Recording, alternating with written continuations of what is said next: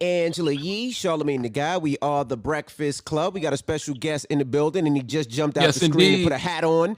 He looked like he was back in the day hustling in Brevoort. We got As he should Fabolous on the have. line. What up, Fab? Fab, don't let them hairline shame you, Fab. You know these brothers get these trap toupees, and then when us brothers go natural and can't get a cut during the quarantine, they try to shame us. Yeah, nah, it's definitely no shame. Nah, there's no judgment right now. You know what I mean? I ain't even worried about it right now. And I'm not in the building. I'm in my crib. You know what I'm saying? Yeah, I gotta change Fab in the crib. Fab's here. intro. You know what I'm saying? Like, switch the intro up real quick. We gotta take it back to the '80s. Fab in the house. Fab in the house. Yeah. How you holding up, man? How's the family? Everybody's good, man. We just really taking it one day at a time. You know what I'm saying? Just staying out the way, really, literally, like really just being in the crib with it. I know you're I not feel like used a to guy being in like the you, house for Fab. this extended period of time. I know you're not used to being in the house this extended. Yeah, I'm definitely not. I'm used to being on a run pretty much. You know, even if it's not just locally within the city, but you know what I mean, traveling and going chasing bags, and you know what I'm saying. But at the same time, I also look at this as a gift too, where you know I'm getting to spend some quality time with the kids, and you know even with your lady, you know what I'm saying, Emily being here, and just learning everybody and being, you know, just things that you probably don't even see when you know moving around and in and out the house so much. But now you're with them 24/7. You know, you're seeing a lot more of each other. You know Yeah, you were in the middle of your tour. You did 3 dates, and then that's when the coronavirus hit, and then you had to cancel all your tour dates. Yeah. Well, we actually postponed them to see if this thing would allow us later on to get back on the road. But like you said, I actually did 2 dates. I did New York and Philly, and both dates were sold out. So it was looking like a great run. And then this happened. You know, kind of very much bad timing for, you know, the tour. But you know, I guess the timing is never a good time for something like this. So Right. you know, we just had to, you know, postpone the dates, and you know, it was more about people's safety, because even with something like a concert, you gathering so many people together. Let's say a couple people had it in that audience, you know what I'm saying, you could have potentially, you know, infected or made other people's lives unsafe by just being there at the show. So it was the right thing to do. So Fab, you said you're learning new things about your family. What'd you learn new? What did you absolutely positively learn new? You was like, oh shit. How lazy they are, you know what I mean? I'm a little OCD, so I like to keep things in order. I think it's also too from staying in a lot of hotels. You know, how you come into a hotel, like everything is neat and everything Yes. is set. You know, you kind of get, you know, used to that a little bit. And, you know, even at home, when you come home sometime at home, it's set because they know when you come home. But like that period during the day, and if you got kids, Envy knows, like if you got kids, you know, it can get crazy at the house. You know what I mean? seen you cooking. I didn't know Fab could cook. Fab is putting up meals. I seen shrimp and chicken and all type of different meals. I didn't know Fab could cook. Or was that a setup for the camera to make it look like?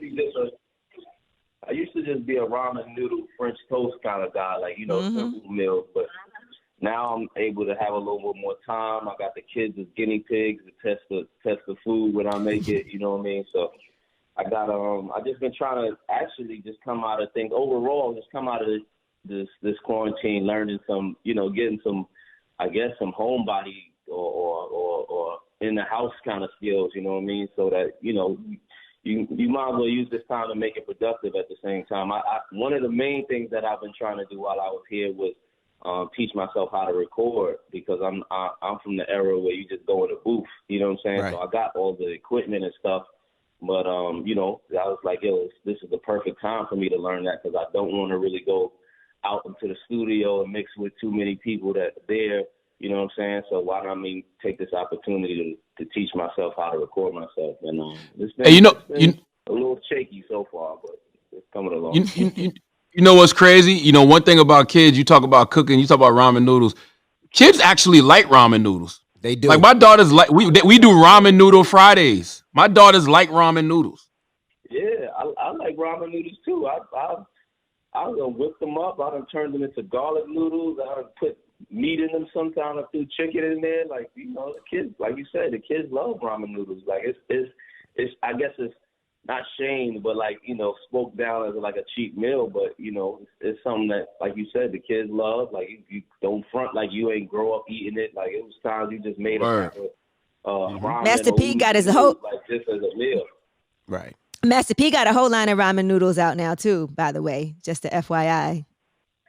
That's smart. I think hip hop, we need brands. We need every brand and everything that we've been, you know, we push as a culture. Because even how we talking about ramen right now, we pushing we low key pushing ramen. So, you know, I want to push Master P's ramen noodles. You know what I'm saying? If I see them in the store, I definitely would get Master P noodles. You know what I'm saying? Absolutely. What have you learned about yourself, Fab? With this isolation time.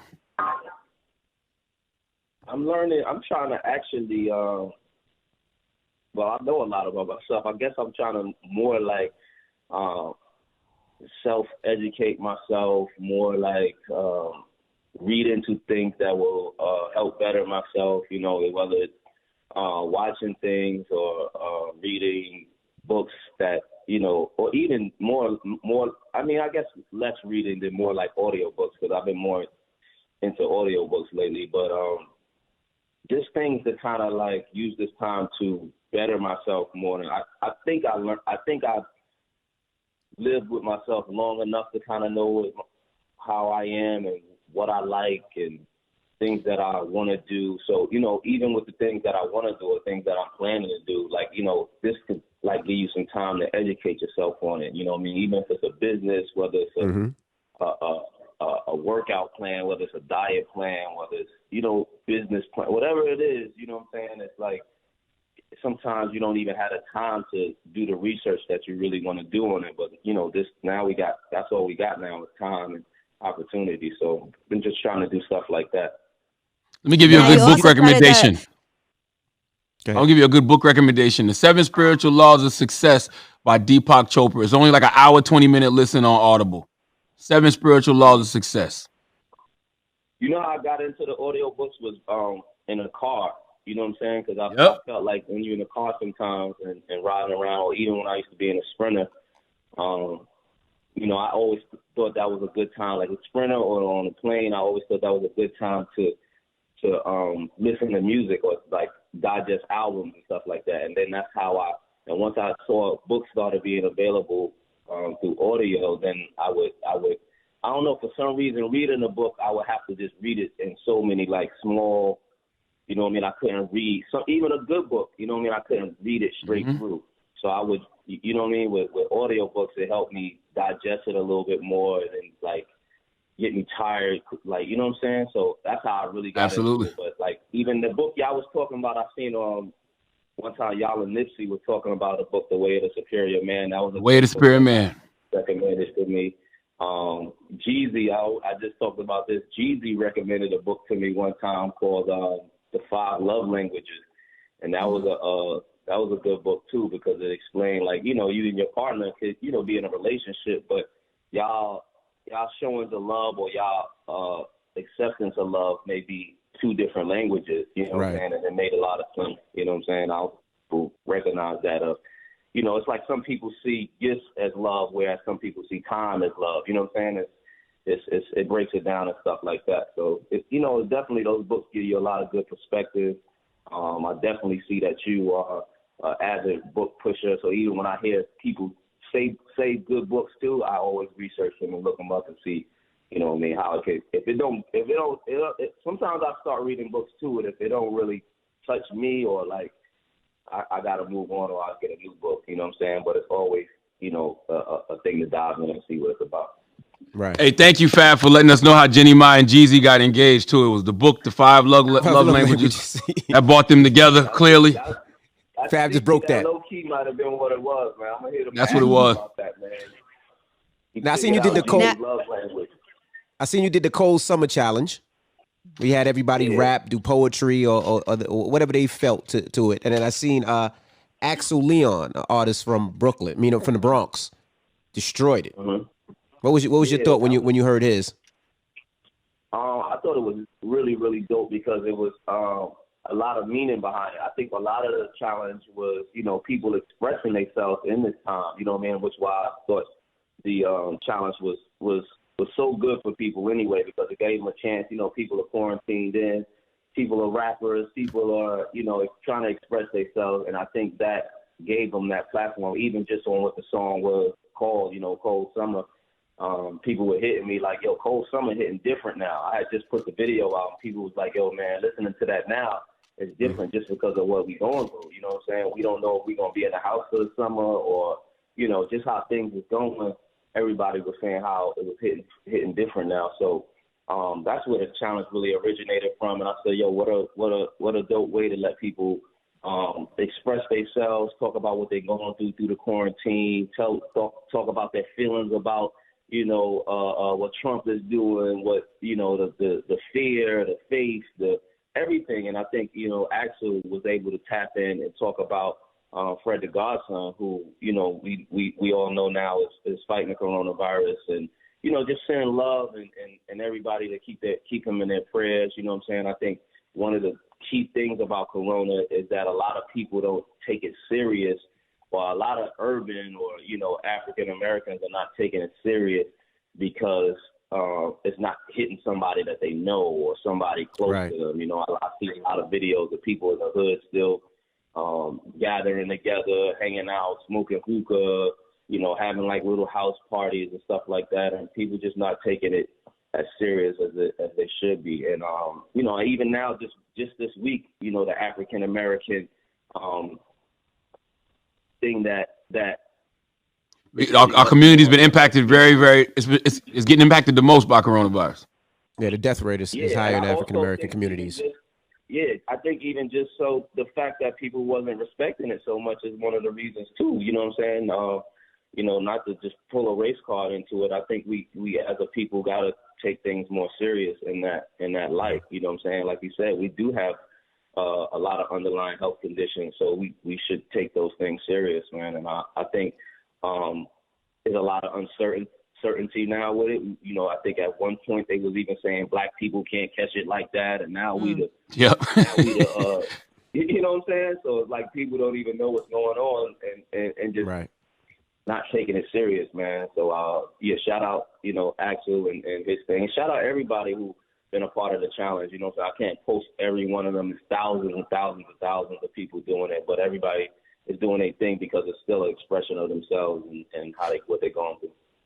You might have got somebody a record deal, because I see everybody was weighing in and people were saying I saw people from places I never even heard of participating in the challenge. And I saw Chocolate Dropper did one. You got Chocolate Dropper out of retirement also. Yeah. I seen Kevin Hart hit me and say, yo, Dropper just sent me some shit. I was like, oh, word? I'm like, okay. You know what I'm saying? Yeah. And I thought it would be a cool way to,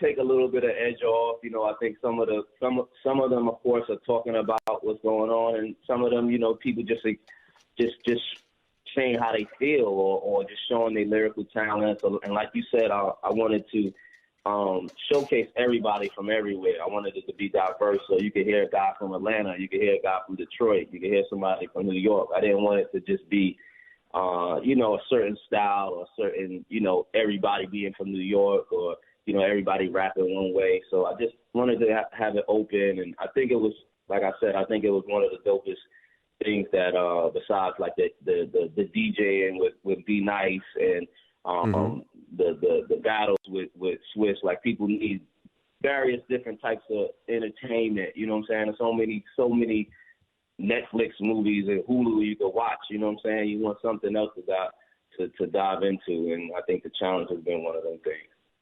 I want to ask you about the versus battle. Hold on. I want to ask him about the versus battle, but I want to ask him about his relationship with Kev, because you and Kev always had like a real solid relationship. Like, how did that happen? To be honest, I'm trying to think, how did it happen? I really just met Kev, and Kev is a real genuine person, man. And just, you know, he knows how to deal with people. One of my funniest stories with Kev is one time I was sitting at dinner with him and one of his old friends, and I was like, yo, one thing that I noticed with Kev is that, let's say Kev has a function. Kev is one of them people that can make sure that he touches everybody at his function and make them feel appreciated, that they came, that they saw him, that they shook his hand. You know, I was telling this friend, like, I could have a function and I might touch 75, 80%, 25% might walk out of there and be like, yo, this nigga Fab ain't even come say what's up to me, or that something about it, but Kev know how to do it. You know what I'm saying? So I always watch, you know, certain people, I'm just observant about how they are, how they do things. If you get to be around people that you respect and you respect how they do things, you know, you watch it. So I was pointing that out.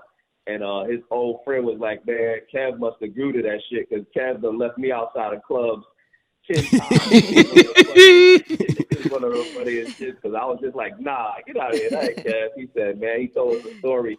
Kev having him drive up from Philly one time and left him outside of clubs. And Kev was like, yo, the whole time he's telling the story, I've been kicking him under the leg, like, chill, man. Fab think I'm a good guy.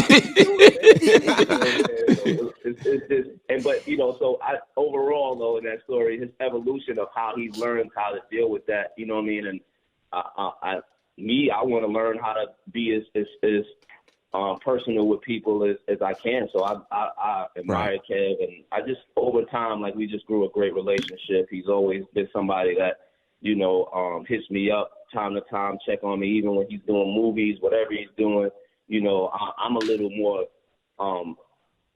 sheltered when it comes to, like, stuff. If I'm going through anything or anything like that, and Kev will check in on me, Kev will, you know, shoot me a phone call, not just a text. Like, he'll shoot a call to me and be like, you know, just check in with me. And, you know, I always appreciated that. And I think that's how our relationship really grew to where it is. And we also just just acting a fool, just having fun and laughing at shit. So that's another thing. He's a comedian, so he love to laugh at shit too. Now, you've seen the battles going on, the versus battles, right? Your name came up a lot. And people think Fab should battle. Would you do that? Would you battle? You got a catalog. Yeah, in a fun way, I think it would be cool. I seen my name. I didn't see my name come up that much. I seen my name come up with 2 Chainz, where 2 Chainz was, I guess, kind of like. I didn't like the 2 Chainz shit because I feel like he was kind of like picking his battle a little bit. Like, you can't pick your fights. I don't know who makes the verses.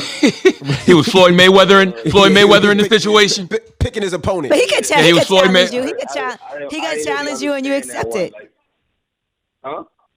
He could challenge you and you could accept it. That's that's sometimes how it starts. The other battle's been a challenge thing of, like, somebody just calling somebody out. I didn't think it was. I thought it was kind of like, and that's how I kept it in an entertainment kind of thing. Then he went on. He did a post where he excluded himself against, I guess, Atlanta people, Atlanta artists. Right. Another, like, pick your battle kind of thing. Like, why wouldn't you go against Jeezy or Future or whoever? They was the trap rappers. They're of your genre and kind of era. Like, I just don't like to pick the fight kind of thing. I think people making their own rules. Yeah. Right. People. Yeah. You know what I mean? Like, it's like you pick who you think. You might have even looked at their catalog and measured yourself up with theirs. Then he was excluding other people. Like, yeah, I wouldn't go against Lil Wayne. I wouldn't go against. Chainz is my guy too. You know what I'm saying? Like, Chainz is, like, you know what I mean? Me and Chainz hang out, we talk, you know what I mean? I go to Atlanta, I go to Chainz restaurant, Chainz came to my dinner, you know what I mean? Chainz is my guy. But I just felt like maybe he in the house too much, he get bored, you know what I mean? I don't know. Maybe I hear a battle. I hear a battle, Fab. I hear you. I hear a battle. I hear that you say you don't like it, so you calling him to task a little bit. 2 Chainz. Because I even told Twist. Another trap. I don't even think that's my battle. I don't even think that's the one thing with the battles is I think it needs to be a even playing field of the 2 people y'all have a battle with. You can't just throw Jay-Z versus Bow Wow. It just, you know what I mean? It just gotta, it gotta. Damn, you just try to play Bow Wow like that? 2 Chainz ain't in my class, but I think his music is in a different direction than my music. So I think Fab, you know Jay-Z French. Or Fab got to do French Montana. Fab will wash French. That's not fair. Or Fab will wash but you got to French. do somebody in the same thing. Like 2 Chainz is a trap rapper, so you got to do them same type of records. I don't like. I'm gonna play, and it's really about hits too. So I guess even like with the remember it was Scott Storch versus T-Pain at first. Manny Fresh. I didn't think that was a good at match. first, yeah. I like the Manny Fresh producer versus producer more than I like T-Pain, who's kind of like a artist / songwriter / producer. You know what I'm saying? I thought that the Manny Fresh one. So that's what I mean. Like I just think it gotta. Like I think the one coming up is RZA versus Premier. Premier. Who you got? Who you got on that one, Fab? RZA or Premier? That's hard. You know what I mean? I feel like I know Premier's catalog, but I feel like he still got some sneaky ones that I didn't know. Like Lil Jon definitely pulled out some sneaky ones that I didn't know. Yep. You know what I'm saying? Not for me, because I grew up down south. You knew grew up down Capleton? south. No, but I didn't know the Capleton one. Oh, okay. I didn't know that one either. Yes, I knew John produced all those records because I knew John. I mean, I didn't know him personally, but I knew he started off as a DJ. Then he started doing A&R for Jermaine Dupri, and then he was a producer. So I knew everything except for that Capleton record. I knew Lil Jon did. Yeah, Capleton definitely was a Google that. That was a Google that moment. Like, that definitely was something So you're not gonna pick anybody? Huh? Nah. RZA or Premier?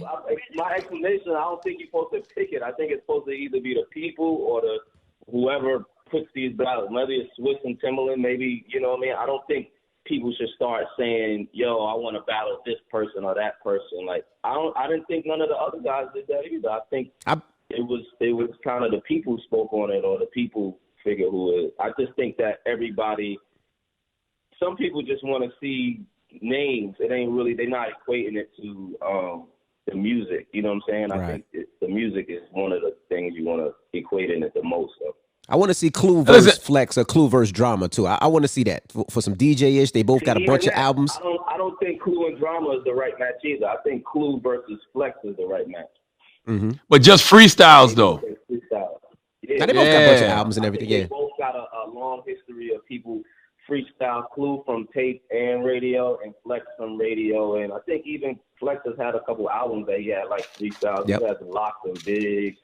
He's had classic Mace. Jay-Z. He's had Jay-Z with Freeway, and then when they came up there, and Clue got a fucking library of freestyle. So I think that would be a cool, hip hop moment. One Drama and his mixtapes, they're like 2 different type of mixtapes to me. Mm-hmm. So it's Drama has put out albums more recently, but they're albums that work in the mixtape world, where I think Drama also, the mixtapes that he did with other artists, the artists kind of put those songs together, and Drama, like the voiceover is a little bit over. I'm not saying that he don't add in the production in any kind of way, but I just think him and Clues, the way they did mixtapes was completely different. You know what I mean? Absolutely. Mm-hmm. Oh, let's stay on this for a second, because 2 things about that. I don't think Clue and Flex would be a good matchup. I'll tell you why. Because musically, they even, but Flex got that personality. Flex will be on there talking so crazy to Clue on Instagram Live, and Clue he don't have that to give back. Clue gonna talk with his records though. Let me tell you the sneaky thing that Envy even knows. Clue is funny. I just don't think Clue is really confrontational. Clue is a funny guy. Clue could joke with you if you. Am I right, Envy? Yeah, absolutely. Clue is a funny guy. I just think that his personality is not as like. He's not loud. He's not big and loud like Flex. Yeah. Right. And the RZA Premier thing. I mean, Clue got to get in his bag, talking shit. I don't know. I'm just speaking on the music. Music-wise, I think they could. Clue got some freestyles over there. I think we all know that Clue's had a long history of freestyles. Flex got some good ones too. When I looked down at first I thought nobody could even go against Clue with that, but when I looked back at what Flex had, I think it could be a cool matchup. I think so. And the RZA Premier thing, I'm realizing over the past couple of days, because I'm a Wu-Tang fanatic. I love Ghostface Killer's my favorite rapper of all time. I love RZA production. I'm realizing people act like RZA is is whack. Like G-Spin posted yesterday, RZA needs to back out of the battle. I think RZA hasn't got in this era. Like it depends and it also depends what kind of hip hop fan you is. Me, I was a Wu-Tang fan, so I know, and I was a Premier fan as well. So like all his and Gangstar productions, I'm aware of. You know what I'm saying? Like I know their music. So I think somebody even wasn't thinking that was a right matchup too. I think they both make music in different directions, but I'm not mad at the matchup. Somebody said Pete Rock versus Premier would have been a better match because I guess they're sampling I think so. Producers, which made sense when somebody said it. But I'm still not really mad at the RZA one either. But I people gonna be surprised at RZA unless they just not a Wu-Tang fan or like right.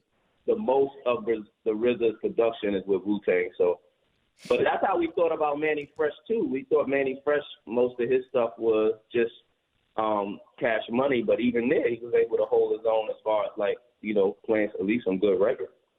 But I can tell you the difference between RZA and Manny Fresh. The difference between RZA and Manny Fresh is RZA Into the 36 Chambers don't sound like Tikal. Tikal don't sound like Only Built for Cuban Links. Only Built for Cuban Links don't sound like Iron Man. He was able to give all of those individual artists their own individual sound. Plus, Liquid Swords will always be one of my favorite albums. Sneaky ones too. What you said, Jay? I said Liquid Swords will always be one of my favorite albums too, and RZA produced that whole album. Each one of them joints, he got one that when it drops, you're gonna be like, ooh, you know what I'm saying? Yep. And he got a sneaky one or two too. Like I think he got a Biggie, Long Kiss Goodnight. Long Kiss Goodnight. Yep.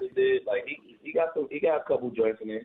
But I like the battle, so don't what I mean? I not to say even when I'm talking about with Chains, I just don't think like I don't want it to turn into even like when he was going at it, he was turning it to a Atlanta versus everybody thing. I feel like that put a little bit more, take a little bit of the just the fun aspect of it. Everybody being there on cool time. You don't want to make it where it's like now artists are against other artists kind of thing. Like I don't want it to be that good. Like I like the way. Yeah, it can't get personal because I know some people were getting real personal in their battles too. So if it did happen. If it did happen, Fab between, let's say hypothetically, Fab versus Chains, whose catalog wins? I mean, I put my money on my catalog because I just think it's wider. But I think it's you better to the fan too. I think it's it's to the fan. Whoever if you like Chains music, you like my music. I think I bet on myself, but I think it's one of them things. Is like a people thing to me. Everybody gonna say they catalog. Everybody feel like they won. Everybody loves what they've done. Everybody represents their accomplishments, their successes. So everybody should say they gonna win. You know what I mean? Like, yeah, I just think it's two different. I gotta go It's two different styles, though. I think one is more trap. I mean, you got R&B records, you got #1 records for Make Me Better, Baby Don't Go. You got it's both sides. You know what I mean? So I don't think that battle is matches. But music is music, though. Even when you said that I got like girl records, my hits are girl records, but don't ever you would never question that I can't rap. Like that's right. I rap circles around niggas, so don't like. Woo! I think we got the next verses. For that. Woo! Fab versus 2 Chainz. Fab says he raps circles around niggers. Match, man. Don't get me wrong. I don't think 2 Chainz is the match, man. I don't see So Into You against. I don't know what record would like Chainz. Like Chainz is gonna play trap records. He's gonna play. Right. I just don't think that's a good match. I think you got to put me against somebody who got my caliber kind of records. You know what I'm saying? I don't. Ooh, you talking spicy, Fab. He said his caliber. So don't do that, Sean. Fab don't even have you saying Chainz don't have the caliber of records you got. Ooh. It's different. Hey, listen, Chainz get busy though, Fab. I don't. And to be honest, I don't have trap caliber record. I don't have those records either. I don't have Get the Club. I don't have those records. Mm-hmm. You know what I'm saying? So it's not just me too with my own horn. I love Chainz. I love what he does. I love his music. I think he can rap. He's just was on Summertime Shootout 3. Like, don't make me like I don't fuck with Chains. Chains is my nigga. No, we know. We got you, Fab. Like nah. A Fab versus Chains blog, like, the other element you could add to it is features, because you and Chains are both known for being feature killers. So that's another element y'all could add to a battle if y'all did it. Yeah, I think so. Yeah, I think so. Are you getting a check for this, Charlamagne? You really trying to push this Fab 2 Chains? I like it for the culture. He likes that's the South in him. That's the South Carolina in him. You know what I mean? I see them down there. I see them in the many fresh comments, and you know what I'm saying. I see them. Yeah, Fab, you think you're gonna have a whole new album? You think you're gonna have a whole new album done by the time this coronavirus is over? This pandemic? You think you'll have an album done being at home? I actually want to make some music after it's over. I have been working on like a shootout 3, like a deluxe or a part 2, just to throw out while we're here in the quarantine. But I want to see what comes about. I think everybody, expressing themselves coming out of this, it's going to be interesting to see what they come up with. You know what I mean? I think a lot of stuff that's been dropped and while we in quarantine is music that really was made before it, mostly. You know what I'm saying? So it'd be interesting to see how people are thinking, you know, what they learned or what they went through this time too. You know what I'm saying? Everybody's not going to talk about that, but the guys who can talk about it, it will be interesting to see what. So that's kind of how I want to approach it. I want to see what feelings, what emotions, what, you know, even like the shit I said with being in your house with your family is this long, like what that produces, what comes of that. You know what I mean? Right. Well, Fab, we thank you for checking in, man, and be safe. Stay in the crib. After this. Huh? Wait, you said what? I said people might be institutionalized after this. People might have you're right. Jail. You know what I mean? I ain't want to go outside now. Like, you know what I mean? Like niggas might start really. People are building little things at their crib to make their house more comfortable, and now social shit might be a little. Because even coming out of it, you gonna still want to be around 1,000 people. I don't know if even when they say yo you can go outside, I don't know if I want to be around 1,000 people now. Like, hold on for a minute. You know what I mean? Right. Well, I see you enjoying your new beard. I see you've been enjoying your beard this whole interview too. It's different for you. I saw you playing the whole time with your new fresh beard getting longer. Yeah, this is, you know, when you got a struggle beard, you know what I mean, this is good timing for that. Like, you know what I mean, you might see a couple people pop back out with beards after this too. You're gonna see. Oh yeah. You know what I mean? You know what I mean? See what I mean? Charlamagne is embracing it. You know what I mean? Nah. Yep. Envy's still trying to look younger. So I let my wife cut mine. That's what you do is you get Emily because they got to put on makeup. So you know their makeup got to be sharp. So I just let the wife do this. She ain't doing this because this don't grow back. But she can do this, and this. Good money. No, I don't trust Emily, man. Get the razor right here. Yeah. Be like, yeah. You remember the color purple? They were the color purple. Yep, color purple, yeah. All right, Fab, man. We appreciate you for checking in, brother. Yes, sir. All right, bro. Love. Be safe.